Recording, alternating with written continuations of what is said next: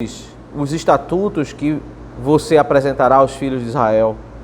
Se você comprar um escravo hebreu, ele trabalhará para você durante 6 anos, mas no 7º ano será livre, de graça. Se chegou solteiro, irá embora sozinho. Se era homem casado, a mulher irá com ele. Se o dono lhe der uma mulher e ela lhe der à luz filhos e filhas, a mulher e seus filhos serão do dono do escravo, e ele irá embora sozinho. Porém, se o escravo expressamente disser: eu amo o meu dono, e a minha mulher e os meus filhos não quero ser livre, então o dono do escravo levará ao juiz e o fará chegar à porta ou à ombreira da porta, e o seu dono furará a orelha dele com um furador, e ele será seu escravo para sempre. A seção do capítulo 21 de Êxodo começa com, são esses os estatutos, né? Algumas traduções vão dizer estatutos e juízos. Os estatutos e juízos que vão serem apresentados a partir do capítulo 21 são as aplicações daquilo que o livro de Êxodo chama de mandamentos. Geralmente, quando o livro de Êxodo faz referência a mandamentos, ele está fazendo referência aos 10 mandamentos. Estatutos e juízos são aplicações a questões civis e cerimoniais de como aplicar os 10 mandamentos à vida da sociedade de Israel. E aqui havia um contexto que é um contexto, nem sempre essas coisas são separadas. Aqui há uma mistura de um contexto cerimonial, um contexto próprio da Antiga Aliança, com um contexto civil. Porque o que é a escravatura na Antiga Aliança? É diferente da escravatura que aconteceu na história, quando uma nação dominava outra nação para tomar bens, escravizava por maldade a outra nação. Isso também acontecia na Bíblia.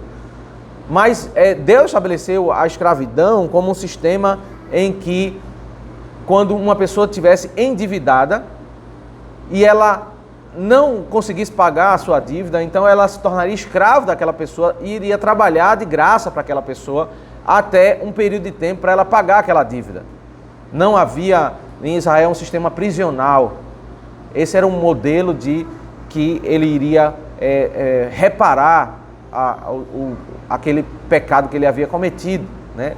E havia toda uma estrutura em torno disso, mas de fato era um sistema muito pesado, né?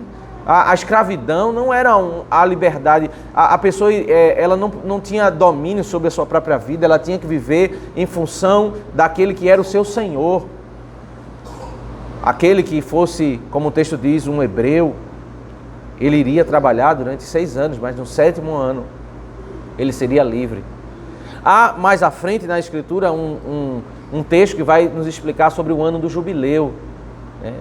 O ano do jubileu é aquele ano aceitável do Senhor, que lá em Lucas ele vai fazer referência a isso, ao ano aceitável do Senhor, né? Depois de 7 ciclos de 7 anos, depois de 49 anos, quando se chegasse ao ano 50, todas as dívidas seriam perdoadas, todos os escravos seriam libertos, as pessoas seriam livres de toda os pecados que eles tivessem cometidos aqui nessa vida, e eles sairiam livres.